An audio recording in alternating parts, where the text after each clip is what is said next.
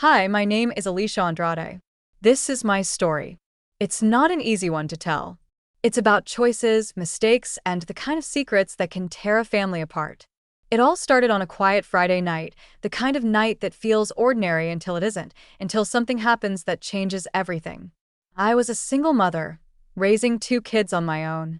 My daughter, Elena, was 16, smart, independent, but distant. My son, Jonathan, was 12. He was growing up fast, taller than most boys his age, and starting to ask questions about life that I wasn't ready to answer. That night, I thought I was doing what I always did, tucking Jonathan into bed, like I had since he was little. But what I saw, what happened after, wasn't something I could have prepared for. This is a story about boundaries crossed, trust broken, and the consequences that followed. It's about how one moment can change everything. If you've ever made a mistake you couldn't take back or felt the weight of a secret too heavy to carry, maybe you'll understand. Maybe you'll see a piece of yourself in this story. But I warn you, it's not an easy story to hear. It's raw, it's real, and it's one I've carried for a long time.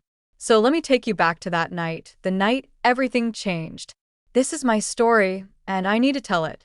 Let me tell you about us, about who we were before that night. My son, Jonathan, was 12 years old, but he wasn't like most 12-year-olds. He was tall for his age, almost as tall as me. He had this quiet confidence, but also this innocence that made my heart ache. He was curious about everything, always asking questions, always trying to figure out how the world worked. But there was something else, something I didn't know how to handle. He was changing not just physically, but emotionally too. He'd get these moods, these moments where he'd shut himself in his room and not talk to anyone. I didn't know how to reach him. I didn't know if I even should. Then there was Elena, my daughter. She was 16, and she was everything I wasn't at that age. Strong, independent, unafraid to speak her mind. But she was also distant. She spent most of her time in her room, texting her friends or listening to music. She and Jonathan fought constantly, over the TV, over the couch, over who got the last slice of pizza. And then there was me, Alicia, a single mother in her late 30s, trying to hold it all together. My divorce had left me drained, emotionally and financially. I worked long hours, came home exhausted, and tried to be there for my kids, but it never felt like enough. I loved them more than anything, but love doesn't always fix things. Sometimes, it's not enough to keep the cracks from showing. That Friday night, I thought it was just another evening. Dinner, TV, bedtime. But looking back, I can see the signs. The tension in the air, the way Jonathan and Elena bickered more than usual, the way I felt so alone, even with my kids right there in the same room. I didn't know it then, but we were all on the edge of something that would change us forever. That night started like any other, but it didn't end that way. Show the family eating dinner together. Alicia is distracted, scrolling through her phone, while Elena and Jonathan bicker over trivial things, highlighting the lack of communication and emotional distance between Alicia and her children. Later that night, Jonathan and Elena fight over the sectional couch while watching TV. Their playful argument escalates into a physical tussle, which ends with Jonathan accidentally touching Elena inappropriately.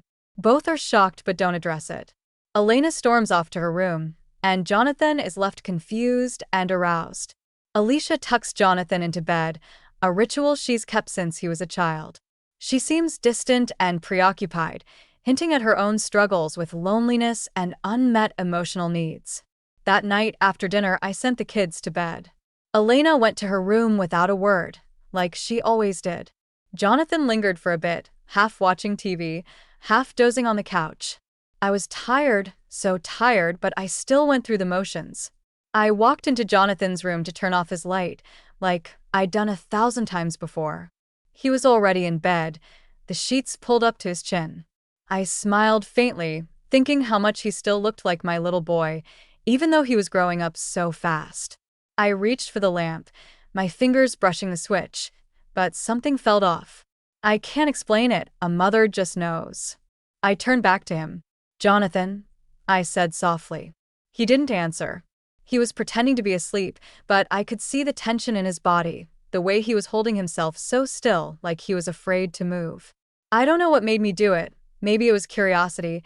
Maybe it was something deeper, something I didn't want to admit to myself. But I reached out and pulled back the sheets. And then I saw it. I froze, my breath caught in my throat, my mind racing, trying to make sense of what I was seeing. Jonathan was, well, he wasn't a little boy anymore. He opened his eyes, wide with panic. Mom, but he didn't finish. He couldn't. He was mortified, his face turning bright red. He grabbed the sheet and yanked it back up, hiding himself from me. I didn't know what to say, what to do. My heart was pounding, my thoughts a jumbled mess. Shock, curiosity, guilt. They all crashed over me at once. I took a step back, my hand trembling as I reached for the lamp again. "It's okay," I said, my voice barely above a whisper. "Just go to sleep." I turned off the light and left the room, closing the door behind me. But I couldn't leave. I stood there in the hallway, my back against the wall, trying to steady my breathing. What had just happened? What had I done? I didn't have answers. All I knew was that something had shifted, something had changed between us, and I didn't know how. But the truth is, I didn't want to fix it, not then, not in that moment. And that's where it all began. That night, I made a choice that would change everything. I didn't go back to my room that night. I couldn't. My mind was spinning, my heart racing. I felt, I don't even know how to describe it, confused, curious, lonely. I stood in the hallway for what felt like forever, staring at Jonathan's door. Part of me knew I should walk away, that I should go to bed, forget what had happened, and pretend it was just a strange moment. But I didn't. I opened the door and stepped back inside. The room was dark, except for the faint glow of the nightlight. Jonathan was still lying there, his back to me, the sheets pulled tight around him. "Jonathan," I whispered. He didn't answer at first, but then, slowly, he turned to look at me. His eyes were wide, scared. "Mom, I'm sorry," he said, his voice shaking. I sat down on the edge of his bed. My hand reached out, almost on its own, and brushed his hair back from his forehead. "It's okay," I said softly. "You don't have to be sorry." But it wasn't okay. I knew that, deep down. I knew I was crossing a line that should never be crossed. I don't know what came over me. Maybe it was the loneliness, the years of feeling like I wasn't enough, like I didn't matter. Maybe it was the way he looked at me, like I was the only person in the world who could make things right. Whatever it was stronger than me. I leaned down and hugged him. At first, it was just a mother comforting her son. But then it changed. I felt him tense under my touch. I felt the way his breath hitched, the way his heart raced. And I didn't stop. I told myself I was comforting him, that I was helping him understand what he was feeling. But that wasn't the truth.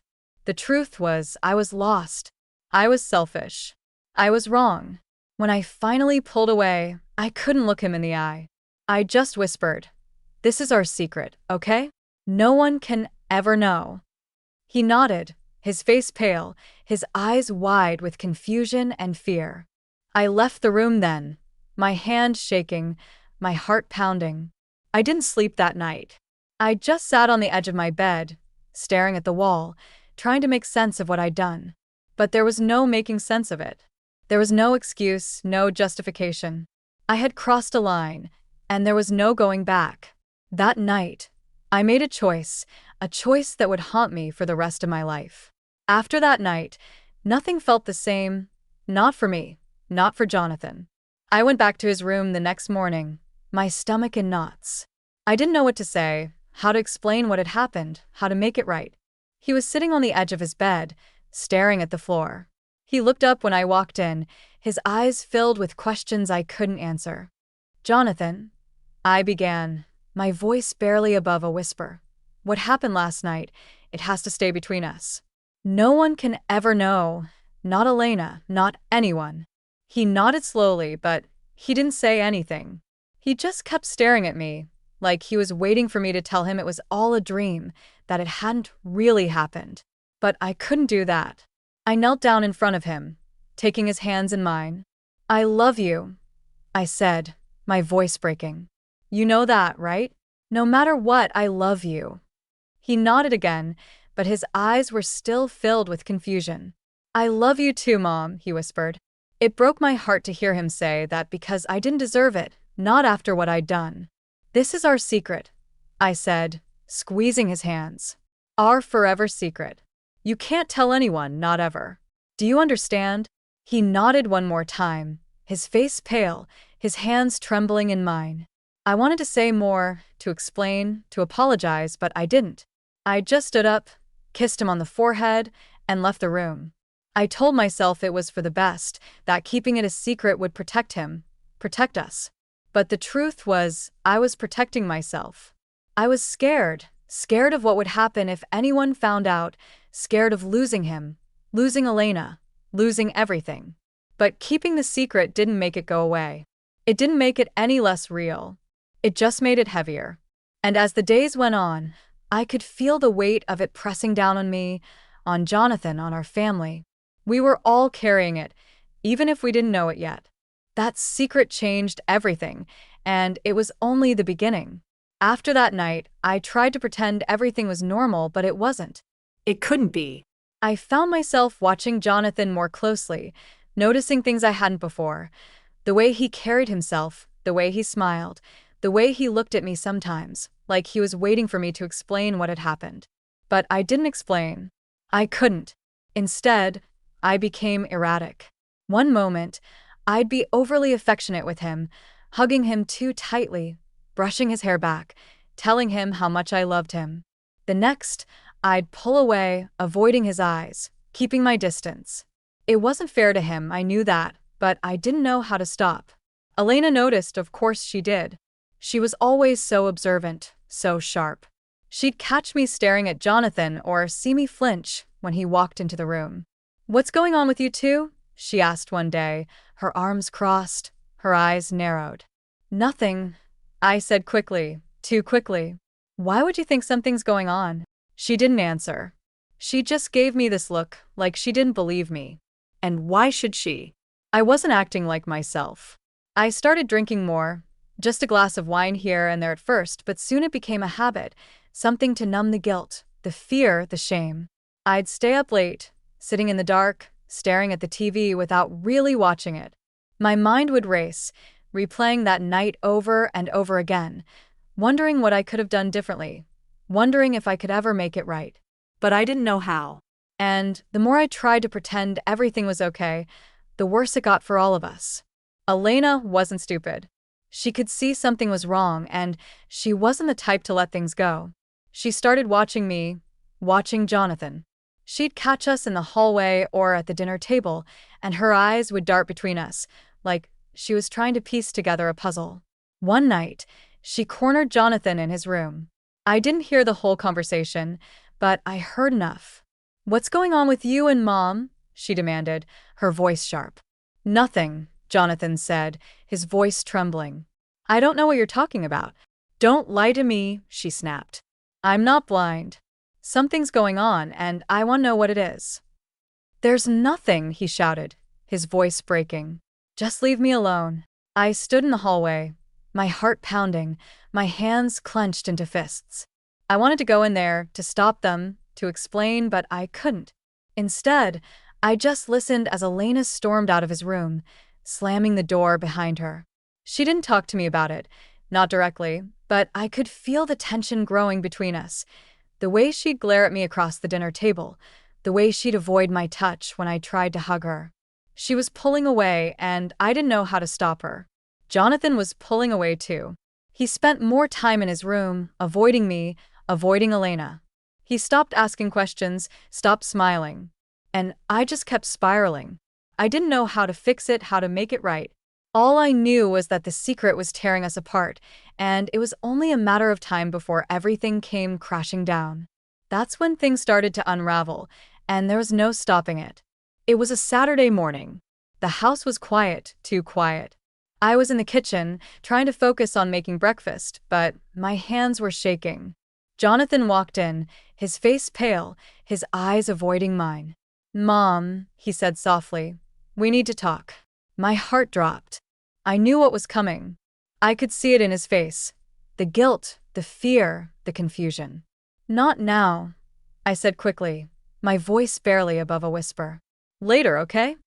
But he didn't listen. He stepped closer, his voice trembling. I can't keep doing this. I can't keep pretending like nothing happened. I opened my mouth to respond, but before I could say anything, I heard a noise behind me. Elena was standing in the doorway, her face pale, her eyes wide with shock. She'd heard everything. What are you talking about? She demanded, her voice shaking. What happened? Jonathan froze, his eyes darting between me and Elena. I could see the panic in his face, the fear of what was about to happen. Elena, I began, my voice trembling. It's not what you think. Don't lie to me, she shouted, cutting me off. I heard you. What's going on? What did you do? I didn't know what to say, how to explain, how to make her understand. But the truth was, there was no explanation, no justification. I broke down right there in the kitchen. I collapsed into a chair, tears streaming down my face. I'm sorry, I whispered, over and over again. I'm so sorry. Elena just stood there, staring at me, her face a mix of anger, disgust, and disbelief. You're sick, she said finally, her voice cold. You're both sick.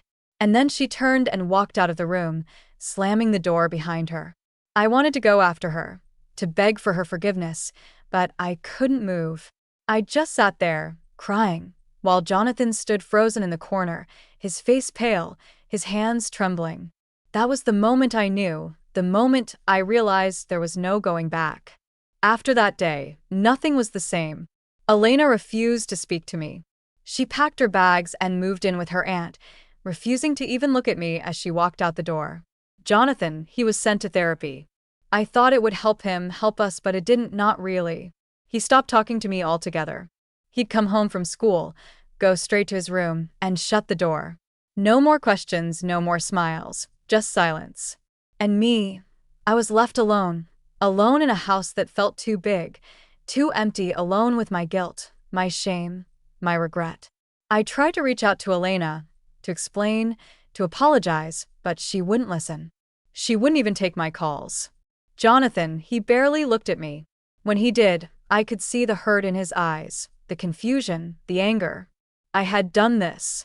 I had torn our family apart, and there was no fixing it, no making it right. I was left with nothing but the weight of what I'd done, the knowledge that I had hurt the people I loved most in the world. That was the breaking point, the moment everything fell apart, and it was all my fault. Time passed, slowly, painfully, but it passed. Jonathan started to open up in therapy. He talked about what happened, about how confused he was, how scared, how angry. I wasn't there for those sessions, but his therapist told me he was making progress. He was beginning to understand that what happened wasn't his fault, that he wasn't to blame. I wanted to tell him that myself, to look him in the eyes and say, this was my mistake, my failure, not yours. But I didn't know how. So I wrote him a letter, and Elena too. I poured my heart into those words. I told them how sorry I was, how much I loved them, how I never meant to hurt them. I didn't ask for forgiveness. I didn't think I deserved it. But I told them I hoped one day they could find it in their hearts to heal, to move forward, even if it was without me. I didn't know if they'd read the letters, if they'd even care, but I had to try, because they were my children, and no matter what, I would always love them. Infidelity and betrayal come in many forms. The scars they leave can last a lifetime. But understanding and healing are possible. It's not easy, it's not quick, but it's possible. Alicia's tone shifts slightly, becoming more conversational and direct. If this story resonated with you, if it made you think or feel something, I'd love to hear from you. Share your thoughts in the comments below. Let's talk about it. And if you want to hear more true stories like this, don't forget to like, subscribe, and hit that notification bell. Thank you for listening, for letting me share my story. And remember, no matter how dark things seem, there's always a chance for light, always a chance to heal.